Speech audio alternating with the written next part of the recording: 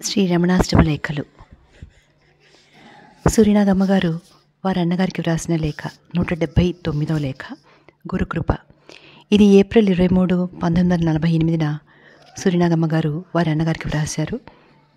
మొన్న 12వ తేదీన విజయవాడ నుండి చాలా కాలంగా వస్తూ పోతూ ఉండే గంగరాజు మల్లికార్జునరావు అనే బ్రాహ్మణుడు ఆలుబిడ్డలతో సహా వచ్చాడు ఇక్కడికి. వారికి 5 ఆడపిల్లలున్నారు. ఆ 5 సందున 5 మగపిల్లలు గతించారట. 6వ వాడికి 6వ నెలలో భగవాన్ సన్నిధిలో అన్నప్రాసన చేయాలని, భగవాన్ చేత్తోనే అన్నం పెట్టించాలని ఎంతో ఉత్సాహంతో వచ్చారు. ఆ ముహూర్తం ఎల్లుండి అనగా ఆ బిడ్డ అకస్మాత్తుగా అస్తమించాడు. ఈ సాయంత్రం వాళ్ళు ఊరికి వెళ్ళాలని నిశ్చయించుకుని 3ంటికే భగవాన్ సన్నిధికి వచ్చి కూర్చున్నారు. వాళ్ళ మనసులో కించె పోగొట్టే నిమిత్తం ఈశ్వరుడు ఈ విధంగా అడిగించాడా అన్నట్లు ఒక భక్తుడు, స్వామి, ప్రాణాయామాది సాధనల వల్ల శరీరం చాలా కాలం ఉండేటట్లు చేయవచ్చునని జ్ఞానులు ఆ విధంగా చేస్తారని అంటారే, నిజంగా ఉంటారా? చేస్తే మంచిదేనా అని ప్రశ్నించాడు. భగవాన్ సావధానులై, అవును, చేస్తే ఉంటారు. చాలా కాలం జీవించినంత మాత్రాన జ్ఞానులవుతారా? కొద్ది కాలం బ్రతికిన వారు జ్ఞానులు కాకుండా ఉంటారా? శంకరులు 32 ఉన్నారు, మణివాచకులు 32, సుందరులు 18, సంబంధులు ఇంకా త్వరలోనే 16 సంవత్సరాలకే శరీరం విడిచారు. వారంతా జ్ఞానులు కారా ఏమి? జ్ఞానికి అసలు ఈ శరీరం మీద ప్రీతే ఉండదు. సుఖస్వరూపుడైన తనకు ఈ శరీరం ఒక వ్యాధిగా ఉంటుంది. ఎప్పుడు ఈ వ్యాధి బాధ తొలగుతుందా అని చూస్తాడు. ఇది ఉండగానే పళ్ళు తోమాలి, బయటికి పోవాలి, స్నానం చేయించాలి, ఆహారం ఇవ్వాలి, ఎన్నో ఉపద్రవాలు. పుండు పడితే దాన్ని కడిగి కట్టుకుంటే వాసన పట్టదు. అలాగే ఈ శరీరాన్ని అనుక్షణం బాగు చేయకుంటే చెడిపోతుంది. జ్ఞాని అయిన వాడు కూలికి బరువు మోసినట్లే మోస్తాడు దేహాన్ని. గమ్యస్థానం వచ్చేది ఎప్పుడా అని ఎదురు చూస్తాడే కానీ ప్రాణాయామాలు కాయకల్పాలు చేసి ఈ వ్యాధిని ఇంకా భరించాలని అనుకుంటాడా? అదంతా సిద్ధుల పద్ధతి. నేను కొండ మీద ఉండగా పైన చెప్పిన సిద్ధశాఖలోని వారు కొందరుండేవారు. వారిని ఎవరైనా చూచేందుకు వస్తే కూర్చోమని, మీ దేవురు నాయనా అంటే ఫలానా ఊరు అనేవారు. మీ తాత పేరు, మీ ముత్తాత పేరు అని అడిగి తెలుసుకుని, అదే మీ ముత్తాతకు తండ్రి ఇంత పిల్లవాడై ఉండగా నేను ఇక్కడికి వచ్చాను అని అనేవారు. అబ్బో, ఇన్నాళ్ళు బ్రతికి ఇంత దృఢంగా ఉన్నాడే, ఎంత గొప్పవాడో అని వాళ్ళంతా నమస్కరించి కానుకలు చెల్లించి వెళ్ళేవారు. ఇదంతా లోకాన్ని ఏమార్చేందుకు, మోసగించేందుకు కానీ అందువల్ల జ్ఞానులవుతారా? వాసిష్ఠంలో రాముడు తీర్థయాత్ర చేసి తిరిగి వచ్చిన తర్వాత లోకమంతా దుఃఖమయమే, శరీరధారణమే దుఃఖము అనే విరక్తితో అన్నపానాదులు సహితం పరేచ్ఛానుసారం నడుపుతూ జడుని వల్ల ఉండిపోయాడట.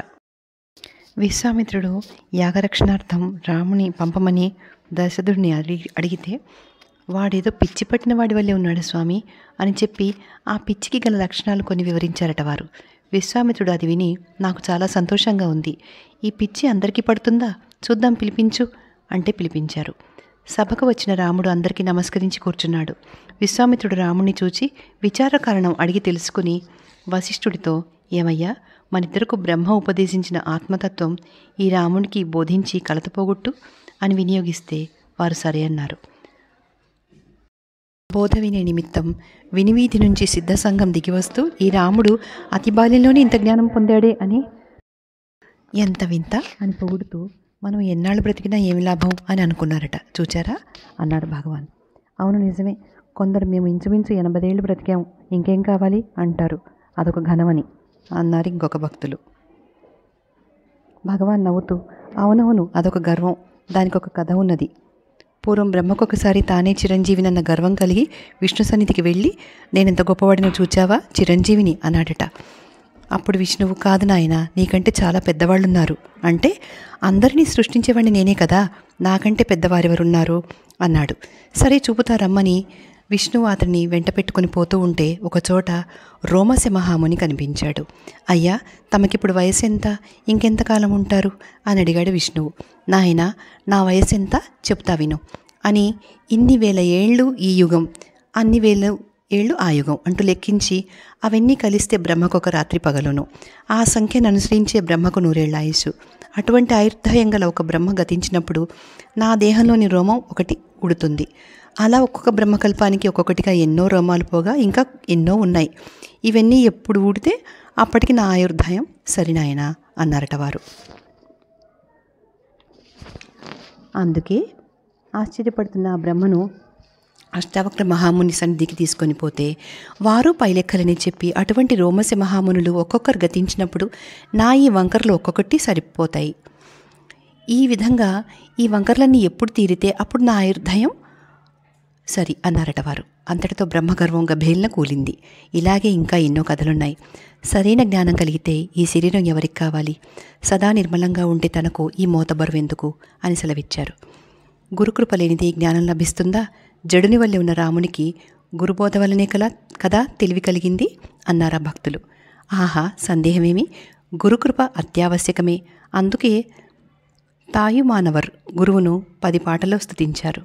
మరొక పెద్దలు, ఓ గురుదేవా, నీ దృష్టి పడ్డ మాత్రం చేతనే పులి పిల్లి వల్లే అవుతుంది, పాము ఉడత వల్లే అవుతుంది, దుష్టుడు సన్మార్గాలను అవలంబిస్తాడు, ఇంకా ఏదేది కాదు, ఒక్క నీ కటాక్ష వీక్షణం వల్లనే అన్నీ చక్కనవుతాయి, నీ మహిమ ఏమని వర్ణింతును అంటూ అలాగే పాడారు. గురుకృప అంటే సామాన్యమా అన్నారు భగవాన్.